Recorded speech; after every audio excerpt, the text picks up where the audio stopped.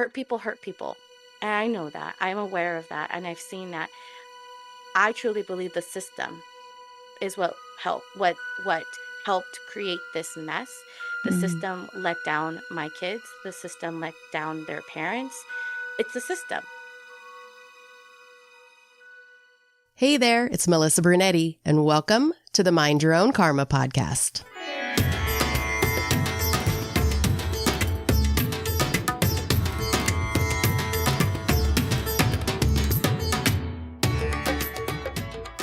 Hey there, Karma Crew. Thanks for joining me for this episode of Mind Your Own Karma, the Adoption Chronicles. Today I have Cristal Baez on the show. Cristal is a dedicated foster mother whose journey into the world of fostering was driven by a profound desire to adopt and create a loving, healing home for children in need. She is still in the process of adopting and found the journey complex as she navigates not only the foster system, but her foster children's needs and struggles as well. Cristal is also a spiritual life coach and founder of Love Your Now Comadre, where she empowers others on their journeys of self discovery and healing. Cristal's personal and professional experiences has fostered a deep understanding of trauma's complexities. She illuminates the layers of identity, loss, and resilience that shape individuals, advocating for healing, authenticity, and community. Her mission is to help others find strength in vulnerability and embrace their spiritual journey. Here is my interview with Cristal Baez. We are welcoming my friend Cristal to the show today. Hello. Hi, everyone. So, Cristal is a foster parent and hopeful adoptive parent. And she's kind of shared with me that she's had some challenges and eye-opening things happen along the way. And so I thought we'd bring her on the show and hopefully, um, see what has happened and what's educated her and what she's found out and discovered through this process. So, welcome to the Absolutely. show. Yeah. So let's just start with, can you tell us a little bit about how you first became a foster to these kids? And, what was the journey like from beginning to foster to deciding that you wanted to adopt? Okay, yeah, absolutely. I love that question. Um, you know,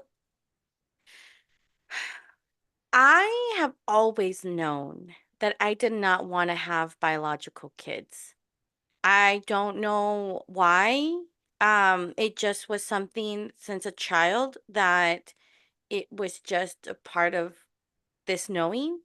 So I think that played a huge role in this decision as I became an adult. Because when I was married, because now I'm divorced, but when I was married with my then husband, we also like he also agreed he didn't want to have biological children for his own reasons. And but we didn't know where to start. And so when we started moving forward in the direction, I knew that adoption was something I was open to. Um, I I knew that because and I think a lot of people always ask, well, why not biologically? Like you could have had a surrogate mom, like a surrogate mother. There's all kinds of ways for you not to carry the pregnancy. And I would tell people, I know, but I want to break my generational trauma. Like that's honestly where it started from. I Mm, grew up in a household with an alcoholic father, a codependent mother. Her codependency was also violent. So I grew up with a domestic violence in the household with my father and my mother taking it out on us as children. So I knew I didn't want to carry that bloodline, to be very honest and transparent. Um, so I figured that would be the best way not to do it. And so that's why biologically was never the option. Um, but when we looked into adoption, I'm the kind of person who likes to do my research before I make a decision. I like to make sure what's the best route. And also, I don't know, I truly believe that knowledge is power, and so the more I was aware of which route to take, the better decision I can make. And so that's when we decided to go through the foster to adopt option. Um, we looked into private adoption, we looked into overseas adoption, we looked into all of them. Um, and it all just sounded wrong. All of it sounded so wrong. And I wasn't comfortable. It didn't feel good. It didn't feel nice. And part of my research was also getting the other side of the story. I truly believe there's two sides to every story. And so I dug in deep to make sure I was getting the full spectrum of the from adults who were adopted and their experiences, from the adoptive parents and their experiences. And so yeah, the more I looked into it, private adoption was just not the route I wanted to take. My husband and I, or my ex-husband and I at that time, were also working in the social services field. So Mm, I also knew firsthand the tremendous amount of need that the foster care system had, like there's just such a huge need. yeah. Um, because I worked in the field of domestic violence, sexual assault, and human trafficking, and my ex-husband was a therapist. So we knew, we knew. And so just foster care just seemed like the right move. I was trauma informed, so I also knew that whichever children were going to come into our home were going to come with their own sets of traumas, and I knew that I had that awareness. And so that's how it started off. And once we got into the foster care system, that's where I started to see things in a very different perspective as well. Because in foster care, I believe that there's two sides to every story. And there's a huge push for reunification, which I'm Hmm. all for. And I understand, especially because these are children who are older. They're not the babies; they're older. And so it was an experience to see that. And also, what happened was that it triggered a lot of my own insecurities, my own fears, my own abandonment wounds, my own rejection wounds. Like, so much was Mm, happening. And I was like, what did I get myself into? But nonetheless, I'm grateful that this was the path I've taken. Um, and I've learned a lot throughout that. So that's a little bit of what brought me into the foster care. I have been a foster parent for going on, oh, I just celebrated my 4 years. Yeah, mm, it's just did 4 years. wow. Out of those 4 years, three of them have been with the children that are currently placed with me. And hopefully it will go into adoption. The thing is that it's it's not a simple black and white. There's so many added layers to that, and I think that's what Yeah. adds to the timeline. Hmm. But yeah, it's been a journey. Yeah. So you mentioned that when you were working in the social services about human trafficking, there's a lot of adoptees that feel like adoption is human trafficking. How do you feel about that? Oh, I absolutely agree.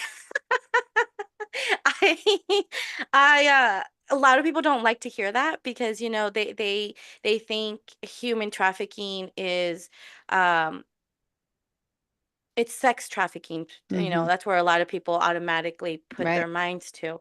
But they also don't realize that labor trafficking is another part of human trafficking. But when it comes to babies, especially overseas or even just domestic adoptions, because again, I did my research. I looked into it, and to be pulled away at such a young age without having any sort of say as an adult, well, at least the research I had done, as Hmm. an adult, a lot of people felt that their identities were stripped. It was like, I don't even know who I'm supposed to be. Like, who am I? And so I absolutely agree. Like, it feels so much like human trafficking. Um, yeah, like I remember, I mean, even the foster care system, not to say that it is like human trafficking, but even as a foster parent, I remember there was a point where they asked, the social workers would be like, okay, what age limit do you want? What's the sex of the child that you want? What's Mm, the race that you want? And I'm like, is this like Build-A-Bear? right, Like, exactly. it just all of that was always what felt so icky. Yeah. Um even, I'll even share this experience even from the very beginning of getting the kids, because my kiddos were placed in a shelter, um because they couldn't be placed in a home immediately because they had COVID during that time. And so when the agency reached out and said, "Hey, we have two kids, but they have COVID, so do you want them to stay in the shelter for a couple more days?" I remember thinking, would you be asking me that same question if they were my biological kids? Yeah. Like, do I like do parents have a choice if their biological kid gets sick with COVID? Oh, we're gonna send them to a shelter. Like, Right? I was just and that has been my experience through Mm. the foster care system, that these children are labeled, and I just don't understand, because I see them as, I know they're not my biological kids, but I do see them as my kids. So the decisions I've always made has been with that in mind, but it just feels so weird that people just don't see that. And human trafficking kind of has, like, it has the same Yeah. icky feeling to it. So I absolutely Mhm. agree with that. Yeah. And I think I told you I had a guest on about a year ago that she's fostering and adopted. And this child had four or five other siblings. So they were all kind of dispersed, out.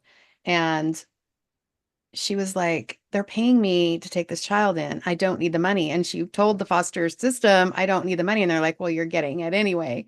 And she was thinking, if every one of those kids, if I'm getting this much for this one child, and there was five kids involved here, if they could just give that money to the grandfather who was actually trying to take care of them, their biological grandfather, if he had that money, he could keep the kids. He couldn't keep them because he didn't have the money to feed those five kids. So that's why they were in the foster system. And it's like, what the heck? What are we doing? What are we I doing? agree. Yeah. Yeah, it's crazy. I've had the same thoughts and same conversations at that time with my ex-husband, of like, why? Like, I don't understand. Um and I think it's been an interesting experience to also see how other foster parents have those thoughts. Mm, I've met all yes. kinds of foster parents. Yeah, I bet.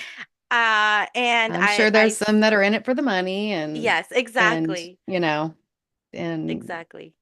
yeah, I get what they're trying to do. They're trying to make it accessible for people to help that, maybe wouldn't be able to without the money. They need, like you said, there's a huge need. These kids are sitting Mhm, there, in mhm, shelters waiting to be placed mhm. somewhere. So I get, why, but it feel like you said, it feels icky. It does. It does. It And just feels icky. it has, yeah, and it's been an experience with it, because that was something similar with my kids as well.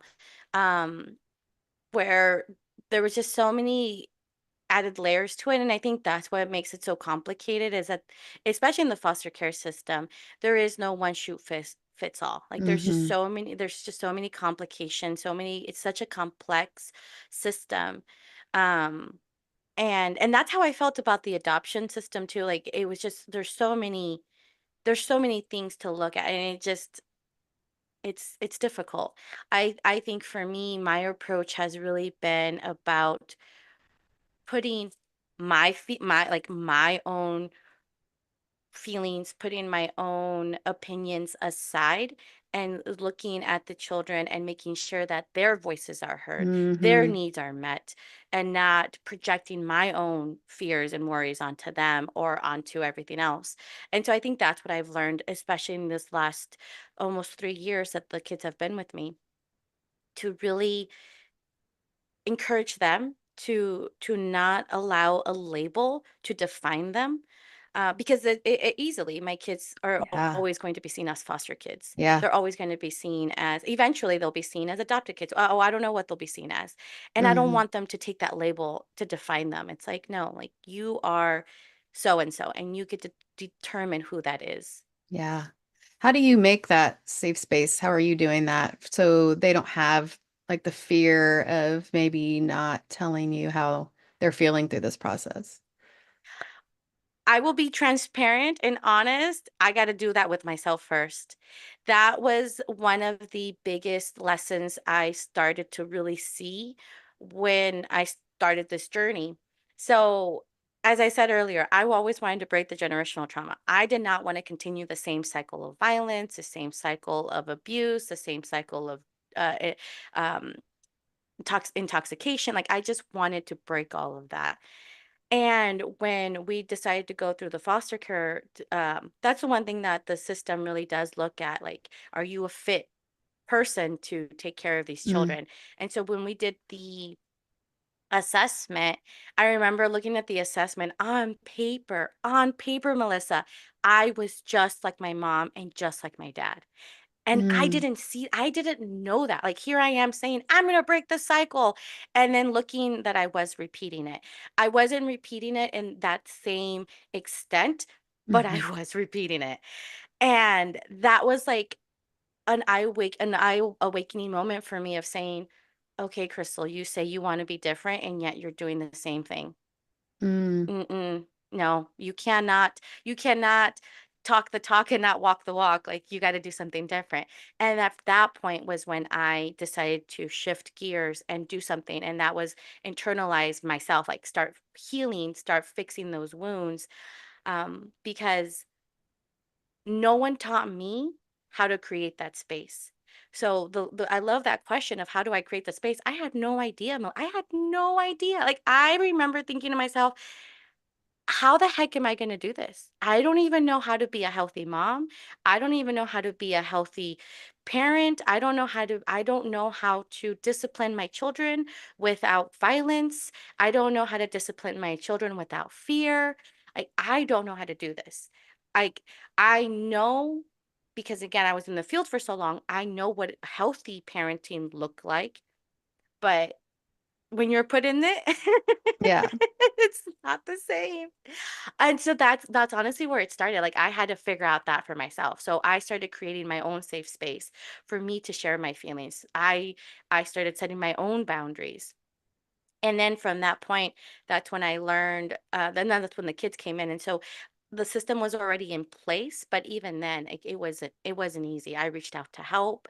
I reached out to therapy. I reached out to coaches. I reached out to anyone and everything that can help me in this part because that was the hard section. But once I got into a system, then I realized that the best thing is just again allowing the children to process at their own pace, Mm, process at their own time. And my job was just to allow them to explore, and my job was just to allow them to figure things out, but with the support that I had and not again, not push my own desires onto them. And I think that was like a hard lesson to do because of course immediately I wanted the kids to come here and feel like this was their home, this was going to be their forever home. And I caught myself multiple times not stripping their identity, but forgetting that they already had an identity mm, that was already molded. And my job was now to encourage them to discover their own identity without the fear of rejection or the fear of abandonment or the fear of more loss. Because my kids were already experiencing, I mean, my now 10 at that time, my oldest, they were 8 at that time. And my little one, Princess, now she's 5. And at that time, she was 2. And so I had an 8-year-old and a 2-year-old, and like, how do I hold space for them if I didn't know like who they yeah. were? So that's really where it started, like learning about who they were, but also honoring myself in the process because yeah, like my inner child was constantly triggered. I can't imagine in those first days trying to figure all that out was probably very challenging. Well, Mm. especially because I became a mom overnight. Right. Overnight. I mean, I like I said, I didn't have biological kids. I mean, the only babies I had were my fur babies. And fur babies are definitely not like real children. No. So yeah, it was a lesson for sure. What were some of the biggest challenges that maybe you face that you weren't expecting to? Um, so okay. One of the biggest challenges that I faced that I wasn't expecting to was again parenting, but parenting with like with my ex-husband at that like we both had different ideas. Mm, I don't think we were prepared to know what parenting was really going to look like, and we never had those conversations. We didn't have those mm, conversations of how we wanted to discipline the kids, how we wanted to raise the kids. Like we just we didn't have those conversations, and so now we're in the middle of it with an 8-year-old and a 2-year-old, and it just was like we weren't a team. And so yeah. that was a really hard lesson to like learn, especially because of the kind of personality I have, the kind of personality he has. And then we are brought in with two more beautiful souls that have their own set of personalities. And I've So been through a lot on top of yes, that. Yeah. exactly. Yeah. And so it was like learning all of this. It was honestly like learning how to work as a team.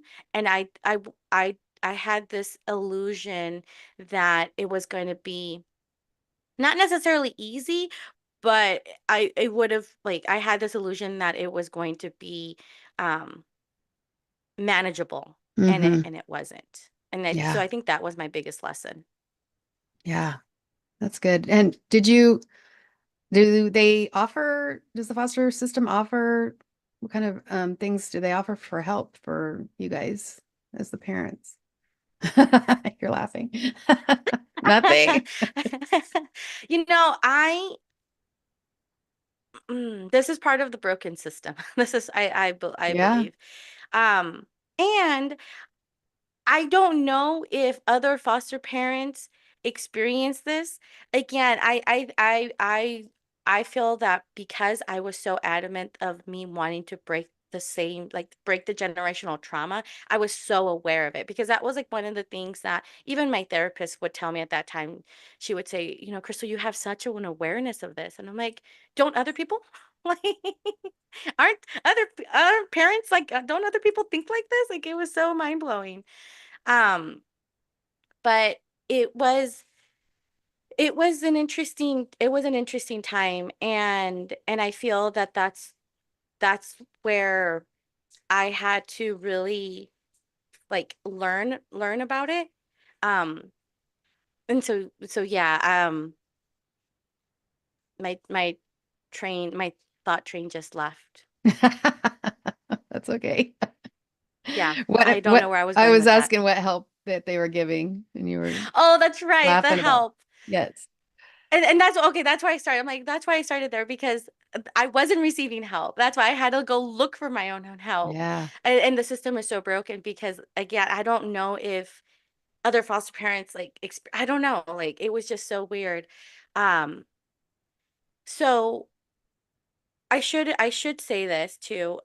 When my ex and I went into it, we decided to go through a private agency because for many people, and I don't know if this is just across the country or if it's just in California because that's where I'm located.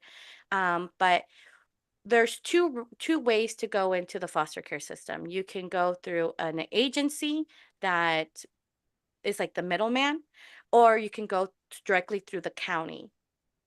And so when I did my research, I wanted to I wanted to see which one would be the most supportive. The county really felt very hands off. It felt like you had more um and I don't want to say support, but you had like it was kind of like here's the children and we'll see you every so often and you'll figure it out. With the agency, it felt like okay, you know, we'll be visiting you more often, you'll have support, we'll be your advocate, we'll be the kids advocate. Like they really were like the middleman. And I felt that was more comfortable for me because I was like I need support. I can't just do this on my own. But even the agency we worked with, I did inform them like, "Hey, I'm struggling. My marriage is struggling. This is really hard. Um, and not that they didn't offer support, they were always so encouraging and listening. However, I think this is where the downfall is in the foster care system. Everyone's overworked. Like there's just Mm, so many kids and so much to do, and like my marriage problems, I don't think were their priority. yeah. Um, but and I get it, but I mean, I even asked like, do you guys do support groups? And this was also right after COVID. So I think there was also this new way of living that people were trying to come up with, like, working remote and more things were done virtually. Um, I think it was all just in the timing. But there wasn't a lot of support. There was support overall. Like I'm not gonna say I was left alone, but I had to go look for my own support. Like I was the one who reached out to my support team and said, "I need help because I'm close to a nervous breakdown and Hmm. I'm going to hurt someone or hurt myself and I need help. Like I cannot do this." And Yeah. so that's how the support came. Like it came through my own spiritual practices because I prayed Yeah. a lot during that time. I was constantly praying, like, please help me. Please help me. And so that's how the support came for me, but it wasn't because of the systems that were put in place. Yeah. Um, they try. I'm not gonna say they don't, but It's not yeah. adequate for the Mhm. need, Mhm. I assume. So you were talking about the middleman. So all the kids go into a county system though, right? Mhm. So how does this private foster middleman come into the picture? Like where do they come in if it's all through the county? So I I've never heard this, so I'm trying to get Yeah, educated on no. that here. I love it. And this is the best way I could explain it too. So because again, the county is overworked and the social workers, I mean, 20 to 30 more a caseload per person and like that's a lot of kids. So the agencies are the resource parents because they're actually trying to go away from calling them foster parents and they're calling them Yeah. resource parents. Yes, I just heard So that recently. yeah. So the resource parent agency, the RFAs, resource family agency, yeah, RFA, the RFAs, they're like that's what they are, like they're there to really create more support for the resource families for the because again like the county's overworked, and so these agencies really do help with create this um extra support for the children and extra support for the the foster parents and extra support for the county because the county's job is reunification. The county's job is making sure that they're doing their due diligence to make sure that parents are also receiving support. That's how I felt for me. Like I felt Hmm. that the county's support was to support the family as a whole and my agency's job was to support the kids and me as a resource parent to make sure that everything was getting done adequately. I mean, it truly felt like a full-time job. I had to take notes for every doctor's appointment. I had tons of incident reports to always write. So if Princess, especially at 2 years old, when Princess would fall and scrape her knees, I had to go make a report and making Yeah. sure because and I get like I understand why they do all of that, but I think that's what the agency's there for because without the agency, all of those reports would be just going directly to the Mm, social worker. And the hmm. social worker already has 40, 50 Yeah. kids. They don't have time to So, deal with those things. Yeah. yeah. Do you ever feel like you're the only one struggling and feeling stuck? We all carry hidden burdens, but there's a way to find relief. Somatic mindful guided imagery can help unlock your inner peace and heal past traumas. Discover the power within. Visit somatic.healingjourneys.com because everyone deserves a lighter load. So, your kids, how do you think they feel about being adopted? What would be their preference? Would they rather go back to biological family if they had the choice, or would they rather be adopted and come into your family? And So, Elle, now 10, has verbally stated that they want to be adopted, but they want to have a relationship with biological parents.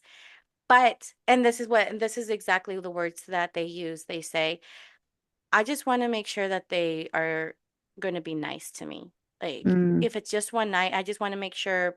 Um, and if they're not, like, I don't want to see them ever again. So it's kind of like they just, there's there's confusion on their part because they know, I mean, there's always going to be that love for their parents, and I'm always going to encourage that love too, because again, I also grew up in an abusive household. I grew up, like, I know that love doesn't go away. Like, my dad was abusive, and my dad was like an alcoholic, and yet he was my dad. And so I mhm, understand where they're coming from.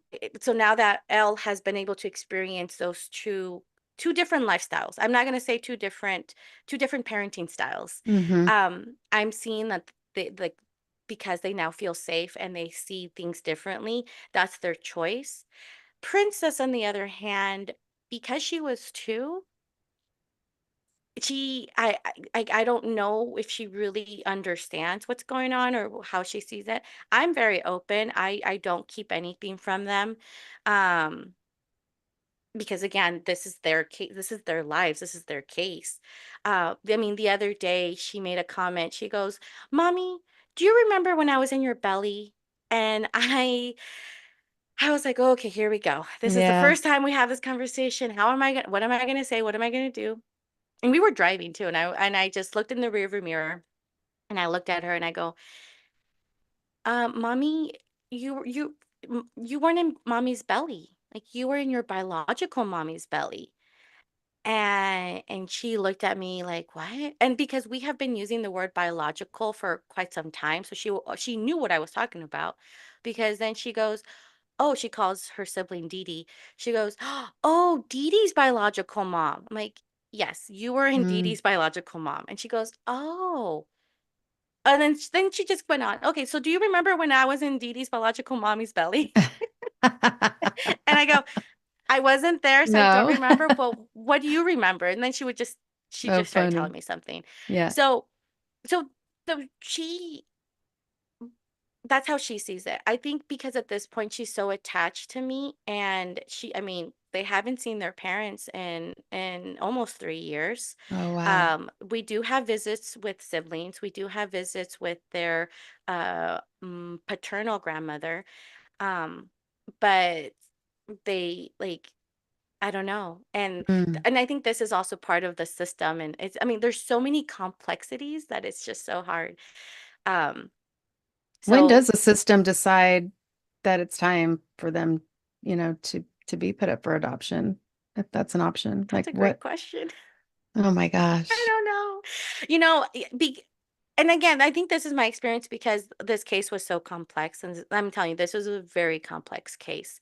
Um they the system wanted to put the kids in for adoption immediately, Mm. because of severity of what was Hmm. going on.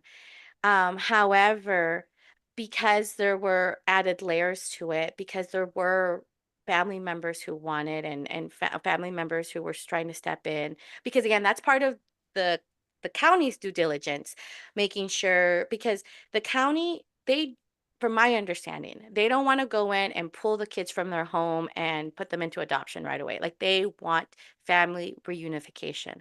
Yeah. I'm all for that. I absolutely agree.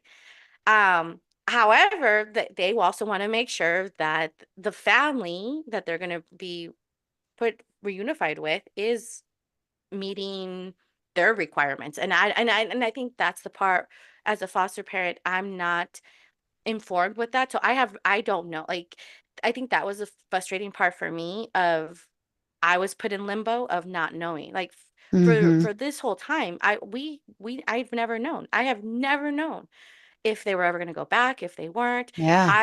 I was They were just here in my home, and I was just providing with them the best I could with everything, the support, the love, getting them, advocating for them to get therapy, and doing all of this, while also not knowing if they were gonna stay here forever. So that also kind of put me in a weird place. Hmm. Um, Recently, and again, this case is, I mean, a lot of people say like this is my case was very different. My first time into foster care, and I'm like, well, Yeah. it will be my last, let me tell you that. Um, we recently were informed early this year that it was going to go into adoptions. And that was around the same time that the criminal justice system made their decision on The parents. issue. Yeah. Uh-huh. And so then everything kind of just prolonged it because then parents, as they have a right to, they get to appeal. And so that's where we've been in, and we've Uh, been dealing with the appealing process because parents still don't have their rights terminated. And I get it and I see that. It's just it's just made it prolong. And I think that's mhm. where I have seen it affect my kids because again, I'm open with my kids. I don't deny it, especially because my Elle is older. Elle, I can't lie to them. Like they're at that age where they're gonna be curious. They're gonna ask questions. Um, Is that hard to, because you are kind of in limbo and you don't know if they're going to be taken at some point? Is that hard to totally immerse yourself in that connection, knowing that you might lose them at some point? Or is that an it was issue? hard. It was hard in the beginning. And I think that was where I struggled in the beginning because I mean, I fell in love with these two kids the moment the moment I saw them. The moment my ex-husband and I went to go pick them up from the shelter, I immediately like loved them. Like they like to know a little bit of their story, to know where they were coming from. Like there was just this immense amount of compassion and love that I had for them. Um, I wanted to protect them. I wanted to take care of them. And I think that's where I started making some of those mistakes early on of like, I strip you from your identity. I want to take away all your hurt and pain. Yeah. And I wasn't doing it in a healthy way. And so that's where I struggled in the beginning. But as I continue to again heal my own wounds, because like that's what was triggered, Melissa. I'll be honest. My fear of rejection, my fear of abandonment. Here I am loving these two kids.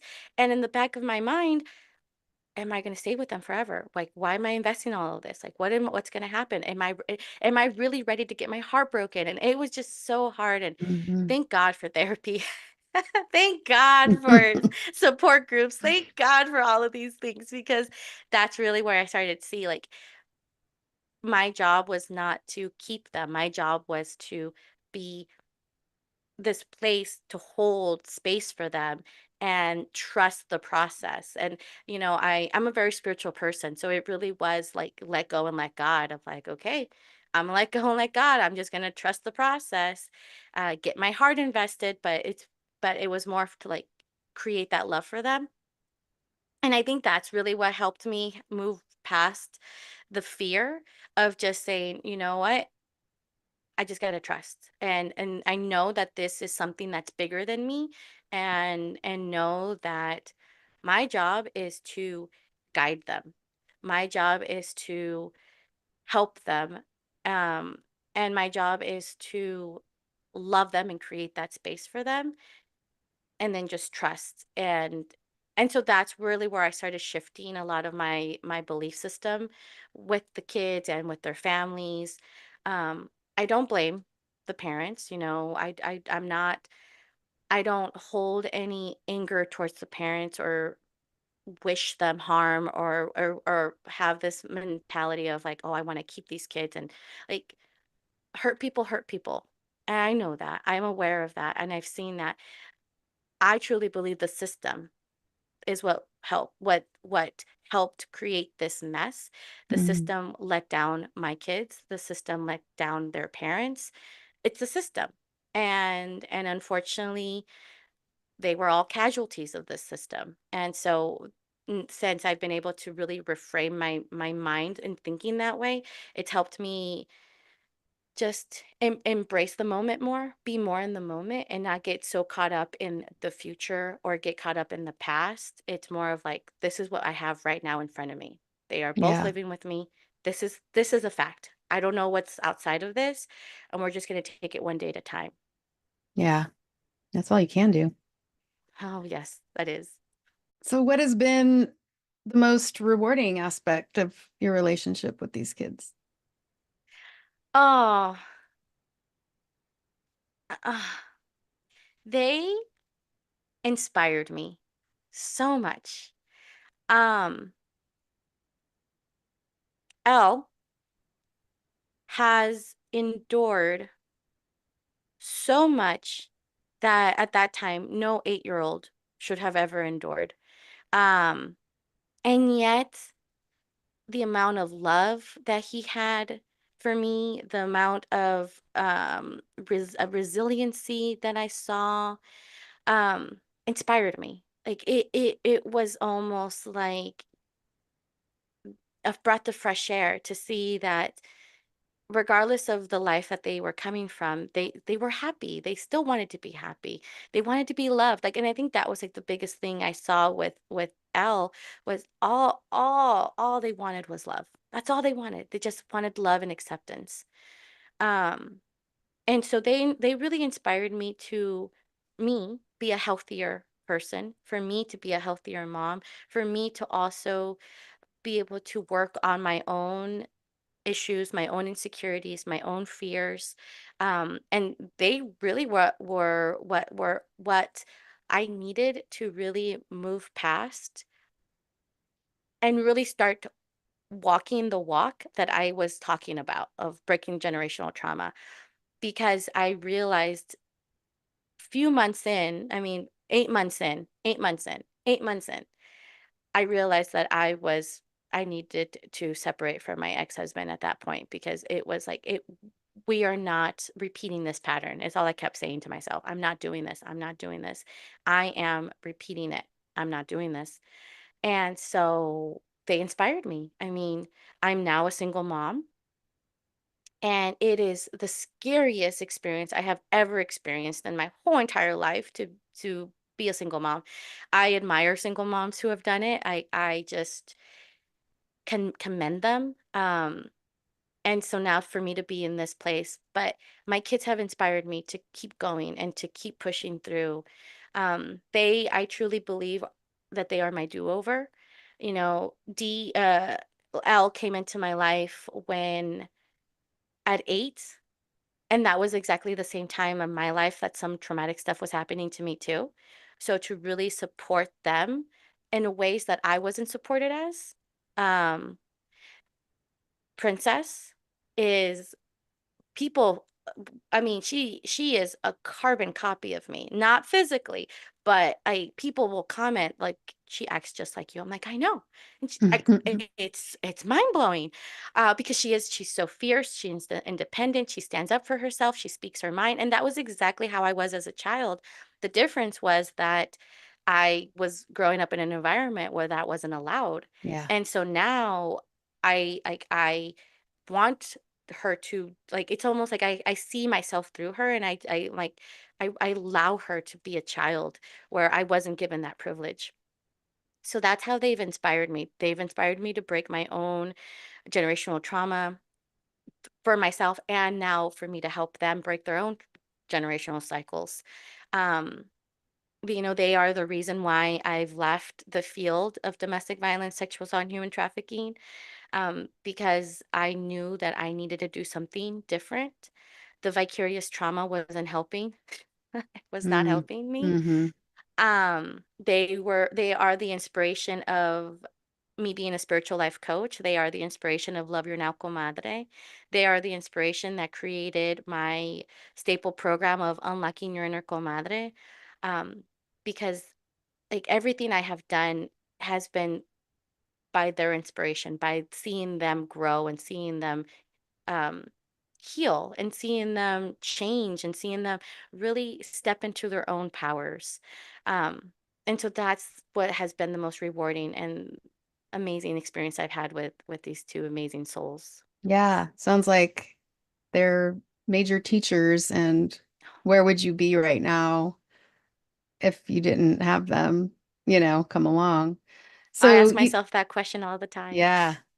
So you have a podcast, Fire and Butterflies, and you might not even had all the great things that you have to say on that podcast if they hadn't come along, you know? So Absolutely. did they have something, kind of some inspiration? Did they give you some kind of inspiration for the themes of your podcast? So not necessarily. So yes and no. Not directly. It was Yes. absolutely indirectly. Um, when I knew that I was going to go into the foster care system to adopt, and I saw this, like I actually, that's what I call, like, for a lot of people, like, that was my rock bottom, seeing this piece of paper and seeing that I was just like my mom and just like my dad. Hmm. And I was like, no, we're not doing this. I'm not Yeah. doing this. And I remember crying to a mentor at that time. She was my mentor, or she is my mentor still.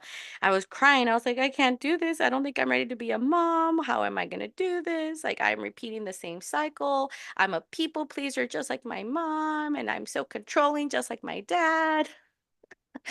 Um, and so she was the one who really encouraged me to join a 12-step recovery program, Al-Anon, because I there was still a lot of, I didn't want to admit, and I didn't want to realize that alcoholism had really affected me.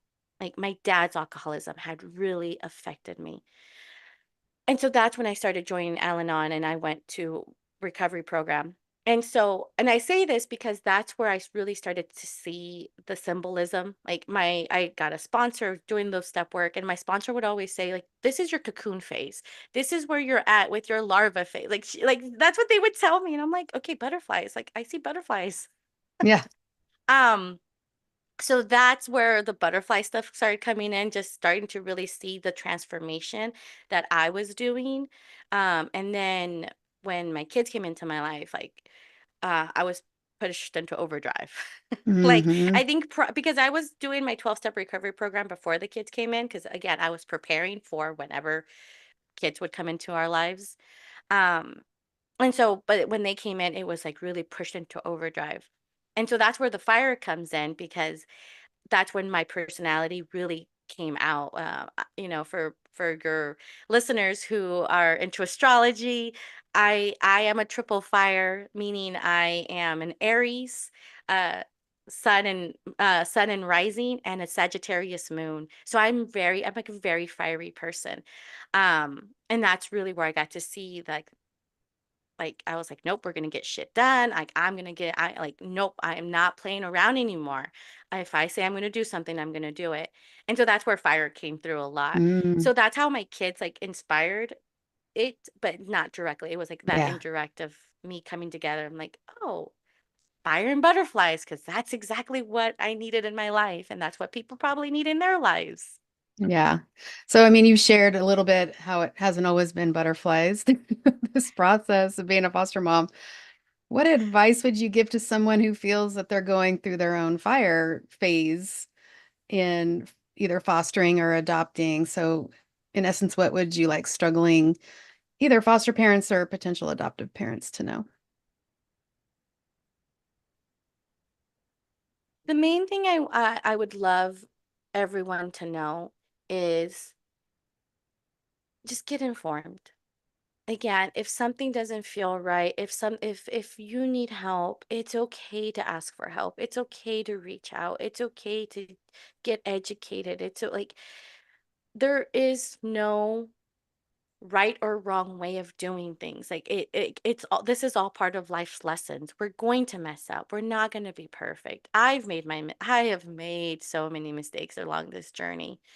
Um but the thing that has really helped me is knowing that I have a support system. So, to really ask for help and really look for your support system, look for people who are going to support you and have your back, and people who are going to call you out, and not people who are going to sugarcoat it and be like, "Oh, you're doing just fine." Like, have those friends who are going to say, "Hey, that was not okay," and be like, "Oh shit, you're right. That was not okay." And really, like, find that, because children are teachers, um, biologically or not.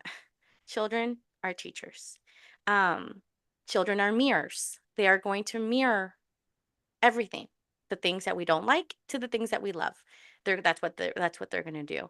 And if we find ways to really look at that mirror and find the lessons, but we can't find those lessons alone. Like, we need support, we need people, we need a village. I have never really understood the gravity of that term or that phrase of it takes a village to raise a child. No, it takes a whole freaking city. Like, it takes more than it takes every single person to do their part to raise a child, because that is our next generation. Um, so don't do it alone. Find Yeah. support, find people, ask for help, because that's all we need to do. We don't need to figure these things out on our own. Just parting words that I want everyone to know. Always remember that the children, via if it's fostering, adoption, they have their own history. They have their own, we just celebrated Dia de los Muertos recently, which Mm. is a Hispanic holiday, Day of Yeah. the Dead. And I put an altar up and I told my kids, like, next time I see your grandmother, I'm going to ask for pictures because your family belongs up here too. So I want people to know, like, they come from somewhere, they come from Yeah. something. So honor that for them too, because that's really going to help them find who they truly are. Yeah. So tell us about what you're up to, about your website. What do you offer people, your podcast, whatever you want to share. Yeah, absolutely. Thank you. So, as a spiritual life coach and owner and founder of Love Your Now Comadre, my mission is really to help people find their true authentic selves, help people find their what is in their highest alignment for themselves, via through spirituality, if it's through just healing their own generational traumas, through healing their own hurts and pains, whatever it is. I'm there to be as a guide, as a mentor, to really give them those tools. So my website is www.lyncomadre.com. I'm also currently still trying to figure out my relationship with social media. But Isn't I that am fun? on Instagram. I know. I am on Instagram and TikTok and LinkedIn as Love Your Now Comadre on all platforms. And so that's where I share a lot of my content. But the majority of my content comes from my YouTube channel, where I do live coaching sessions and I do monthly workshops. And then on my website, I do offer one-on-one services, or my staple program of Unlocking Your Inner Comadre program, which is a 10-week transformative program where I give people the tools that I personally use to be able to do what I'm doing and heal not just myself, but also provide to be that example. Because that's really where I have seen that in order for me to see the change in the world, I got to be that change. Yeah. And so that's the tools that I provide people of how do you be that change? How do you change the life you want? Well, you got to do the work. So that's how people can see me. My podcast, Fire and Butterflies. I mean, I have guests on there. We talk about whatever, again, spirituality. So my experience in healing has been, again, not one shoe fits all. It's really finding what works for you, and really finding the tools that can enhance people's journey and people's experience. And so that's where my podcast is all about. I share my own experience. I have guests on there. You've been a guest and you share when I was people a share their guess. stories. Yes. Yes. And it's just really, again, my goal is to inspire people. Again, inspire to be the change that people want to see in the world. Like, all of us can do it. We can do it. Yeah. We just sometimes lose the ability to know how to do it. Yeah. Great. Well, I'll have all those links in the show notes if anyone wants to find Cristal. And thank you so much for being brave and coming on and just being so transparent. I'm all about education. You educated me more on the foster system. I don't know a lot about it. So thank you for just being open and honest with us today about your life and your journey. Great conversation with Cristal about being a resource parent, and I thank her for reminding me that the verbiage has changed from fostering to resource parent. I'm all about education. Huge thanks to her for being so real with us today, sharing her ups and downs, and giving us a peek into the world of resource parenting and adoption. It's clear that while there's so much love and reward, there's also a ton to learn and some real challenges along the way. I hope today's talk brought you a little closer to understanding the kind of commitment and care that goes into this journey. And for those of you out there who might be thinking about becoming a resource parent or adopting, remember it's okay if it's not always sunshine and butterflies. Education and support make a world of difference. So keep asking questions, keep learning, keep educating yourself, and give yourself grace as you go along the way on this journey. Thanks for listening today, Karma Crew. Don't forget to take what you need and leave what you don't. And always remember to mind your own karma. I'll see you next time. This podcast is created for educational purposes by the telling of adoption experiences. The views expressed in this podcast may not be those of the host or Mind Your Own Karma.